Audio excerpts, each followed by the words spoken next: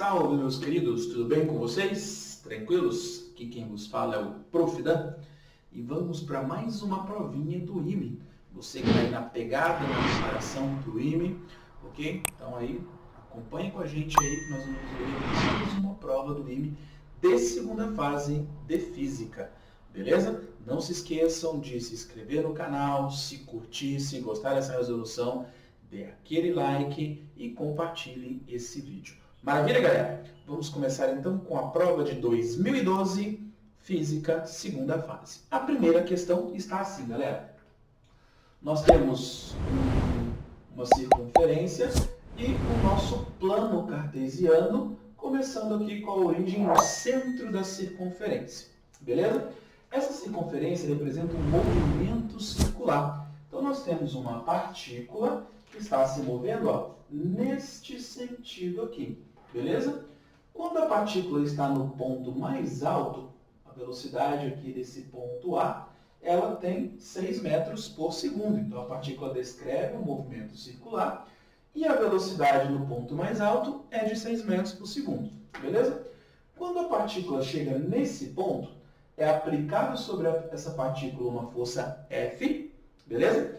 Essa força F gera um impulso de 40 raiz de 3 kg vezes metro por segundo nessa partícula, beleza? E ele vai pedir algumas coisas para a gente. Na letra A, ele pede para a gente encontrar a variação da quantidade de movimento, do vetor variação de quantidade de movimento, do instante em que ele aplica essa força, e aí ele se solta do movimento circular, isso segundo o nosso problema, ok? E ela vai descrever um movimento e vai cair no chão, certo? A referência que nós temos do solo é esse ponto aqui, ok? Essa é a nossa referência. E ele quer, então, a variação da quantidade de movimento desde o ponto em que ele se solta do movimento circular até o ponto em que ele atinge o solo. Maravilha? Entendido a questão? Muito bem, vamos lá, né? Só esqueci de colocar aqui a massa dessa partícula. A massa da partícula é de 4 kg, beleza? Então, essas são as informações que nós temos. Muito bem, galera. Vamos lá. O que nós temos que fazer aqui? A primeira coisa que nós temos que fazer é saber qual é a velocidade da partícula quando ela chega nesse ponto. Porque eu tenho a velocidade do ponto mais alto. E ela vai descrevendo o movimento circular. Quando ele chegar nesse ponto aqui, ele vai ter uma velocidade tangencial. Ele vai ter essa velocidade que eu vou chamar de VP, velocidade desse ponto aqui. Vamos encontrar a velocidade desse ponto, então. O jeito mais simples de encontrar essa velocidade é por conservação de energia, certo? Então, vamos aplicar aqui uma conservação de energia. No ponto A partícula tem energia cinética e também tem energia potencial, certo? No ponto P, ela continua tendo energia cinética e continua tendo energia potencial, certo? Eu tenho que adotar uma referência para ficar mais simples resolver esse problema. Vamos adotar aqui a referência, ó, o eixo X, tá certo? Então, essa aqui será a minha referência. Esse aqui será meu ponto de energia mecânica zero. Tanto faz, se você escolher aqui o chão, também vai funcionar, ok? Vamos lá. No ponto A, então, eu tenho uma energia cinética 4 vezes 6 ao quadrado, dividido por 2. Velocidade do ponto A. Mais a minha energia potencial, considerando esse ponto aqui como meu ponto zero, ok? O raio da minha circunferência é 6,4 e aqui eu tenho um ângulo de 30. Então, ó, a altura em questão é essa aqui em relação à minha referência. Esse seria, então, o meu raio, 6,4 vezes seno de 30. Seno de 30 é meio. Então, é a metade do raio, 3,2. Então, massa, gravidade, vezes altura, 3,2. Ok? Que seria essa referência aqui. Que é o 6,4 vezes o seno de 30. Maravilha? Tranquilo? Ok. Isso vai ser igual a 4 vezes velocidade do ponto sobre 2, onde eu quero encontrar a velocidade desse ponto aqui, mais a energia potencial. Desculpa, galera, esse cara aqui, ó, ele não é 3,2, né? Ele é o 6,4. 3,2 vai ser o do outro lado, ok? É do ponto A. Do ponto A, então, eu tenho um próprio raio, né? Desculpa aí. Do outro lado que eu vou ter a metade. E aqui, então, eu vou ter um 4 vezes 10 vezes 3,2. Agora sim. Beleza? Tranquilos? Muito bem.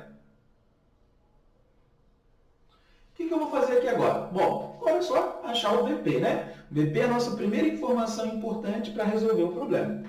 Muito bem. O que eu tenho aqui? Eu tenho um 6 ao quadrado, 36. 4 dividido por 2, 2. 72 aqui, então.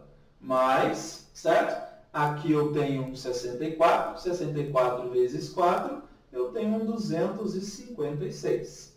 Igual a 2 VP quadrado, certo? E aqui eu vou ter a metade do 256, que é o 128, certo? 2 VP ao quadrado igual, esse cara aqui, ó, ele vai passar menos, né? Então vai ficar um 72 mais 128.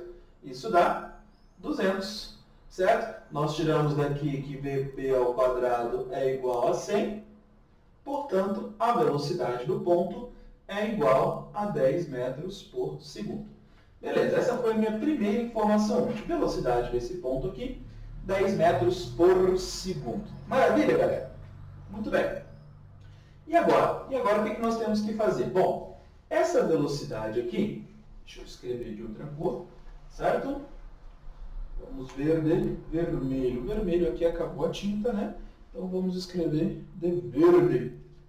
Ó, essa velocidade VP, ela tem essa componente, que é o VPX, e tem essa componente, que é o VPY, certo? Eu tenho as duas componentes das minhas coordenadas aqui.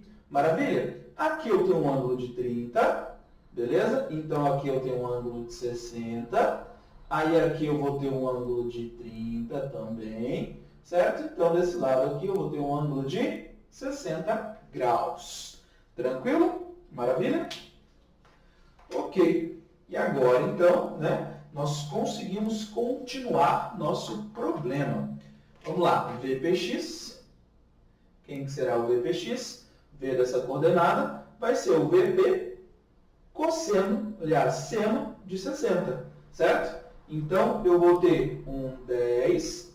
Deixa eu só ver se eu não errei aqui. Ah, tá, eu cometi um erro aqui, né, galera? Aqui é 30, aqui é 60. Então, aqui, na verdade, é 30 graus. Ok? Cometi um errozinho básico aí, né? Então, aqui é um 30. VP, certo? Então, é um seno de 30, ou seja, 10 vezes meio, que é igual a 5 metros por segundo. E o VPY, galera, importante nessa questão é a gente considerar os vetores, tá? Então, ó, eu tenho uma velocidade aqui, ó, no sentido positivo do eixo x, e o meu VPY vai ser uma velocidade negativa em relação ao eixo x. Então, eu já vou colocar um menos aqui. 10 cosseno 30, raiz de 3 sobre 2. Isso dá um menos raiz de 3, menos 5 raiz de 3 metros por segundo. Maravilha? Tranquilo? Ok. O que acontece aqui, galera? Acontece que eu tenho a quantidade de movimento nesse ponto aqui, certo? Eu vou chamar então de QP. Vou escrever de outra coisa aqui para a gente não se confundir. O meu QP, quantidade de movimento naquele ponto em questão. E eu vou colocar em vetor, beleza? Para ficar mais fácil de entender depois. A quantidade de movimento nesse ponto antes da aplicação da força, é a massa vezes essas velocidades. Então eu vou ter o quê? Um 4, massa, vezes 5 na direção x, certo? Então eu vou ter um 20 na direção y, certo? Menos negativo, um 20 raiz de 3 na direção j, certo? Direção x e direção JY, e aí eu tenho aqui um negativo. Beleza? Quando eu aplico o impulso vai dar a minha variação da quantidade de movimento, certo? Impulso igual a variação da quantidade de movimento. Então, eu vou separar o meu impulso, que está nessa direção, em duas componentes. O impulso na direção X e o impulso na direção Y, ok? Então, aqui, ó, eu tenho um ângulo de 30, certo? Aqui, seguindo a força, eu vou ter meu ângulo de 30. E aí eu terei o IX e o IY. Então, quem será o meu IX? Meu IX será 40 raiz de 3 vezes o cosseno de 30. 40 raiz de 3 vezes o cosseno de 30. Raiz de 3 sobre 2. Certo? Quanto que dá, então, isso aí? Isso aqui vai me dar uns 60, né? E o meu IY, ele vai ser 40 raiz de 3 vezes o seno de 30, certo? Nesse caso, os dois são positivos, então eu tenho um raiz de 3. Ok. E agora eu faço a variação da quantidade de movimento nos dois eixos, certo? Que isso vai me dar o momento após a aplicação da força. E a partir daí nós teremos um novo problema. Beleza? Ok, vamos lá. Acompanha comigo aí, ó. Usando essa equação, então eu tenho o Ix, 60, é igual a variação da quantidade de movimento. Quantidade de movimento final, que é o que eu quero encontrar. Quantidade de movimento final, que vai ser logo após a força ter sido aplicada aqui, menos a quantidade de movimento inicial. Qual que é a quantidade de movimento inicial no eixo X? 20, certo? 20. Então, a quantidade de movimento final no eixo X vai me dar 80, ok? Se eu quiser saber a velocidade dessa partícula no eixo X, o que eu faço? Divido pela massa. Dividindo pela massa, né, eu vou ter um V final X, 80, dividido por 4, que vai me dar 20 metros por segundo. Beleza? Faço a mesma coisa para o eixo Y. No eixo Y eu tenho 20 raiz de 3, certo? Igual 20 raiz de 3, que é igual a quantidade de movimento final no eixo Y, vamos colocar aqui eixo Y, menos, aí tem que tomar um cuidado com o seguinte, olha o que eu tenho aqui, aqui já é negativo, então menos da variação com menos da quantidade de movimento negativo, isso fica mais 20 raiz de 3. Eu tenho 20 raiz de 3 aqui e 20 raiz de 3 aqui, corta, e a quantidade de movimento final no eixo Y é igual a zero. Qual é o significado disso? O significado disso é que esse cara ele não vai ter velocidade no eixo Y após a aplicação da força. Então, a partir daqui, nós temos um lançamento horizontal, com velocidade apenas em Vx, certo? Muito bem. Então, agora, a partir daqui, eu posso apagar essa parte aqui, esse resultado é importante, e a gente consegue terminar a primeira parte do problema.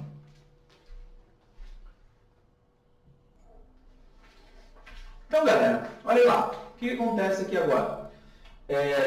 Aqui eu vou ter um lançamento agora, que é um lançamento horizontal. Ele vai fazer um movimento assim, né? E cair aqui. Beleza? Ok, ele quer saber, então, a variação da quantidade de movimento a partir do ponto em que ele solta e quando ele chega ao chão. Eu tenho a quantidade de movimento do tempo que ele solta, ok? Agora eu tenho que achar a quantidade de movimento depois que ele chega ao solo. Como nós estamos desprezando o atrito, desprezando a resistência do ar, isso significa que ele só terá a quantidade de movimento, só terá a variação da quantidade de movimento no eixo Y. No eixo X, a velocidade é sempre a mesma. Então, eu não tenho variação da quantidade de movimento em X. Já posso colocar aqui, ó, delta Qx igual a zero. Então, eu preciso encontrar qual é a velocidade dele no instante um pouquinho antes dele chegar no solo, para fazer a variação da quantidade de movimento. Aqui, então, tem um lançamento horizontal, né? Posso fazer o seguinte, então, galera. Posso colocar aqui um h igual a gt² sobre 2 para encontrar o tempo. O tempo, ele é a raiz de 2h sobre g. Então, o tempo, ele será quem? 2 vezes h, detalhe, galera, o h é desse ponto aqui até o solo. Então, eu tenho 6,4 do raio mais 3,2, ok? Então, eu tenho uma altura total de 9,6 vezes 2, dividido por 10 da gravidade. Beleza? Isso aqui dá um 19,2. Eu vou multiplicar por 10 em cima e por 10 embaixo. Então, vai ser um 192 e um 100. Certo? Fatorando 192, nós teremos um 8 raiz de 3. Certo? 8 raiz de 3. E o 100 raiz, 10. O tempo, então, é de 0,8 segundos, 0,8 raiz de 3 segundos. Maravilha! Aplicando isso na equação da velocidade, o que nós vamos ter? Velocidade final em y é igual a velocidade inicial. Qual que era a velocidade inicial dele? 0. Em y era 0. E aí eu tenho menos, então, porque a gravidade é para baixo, sentido negativo do eixo y, gravidade vezes tempo, 0,8 raiz de 3. E isso me dá menos 8 raiz de 3 metros por segundo.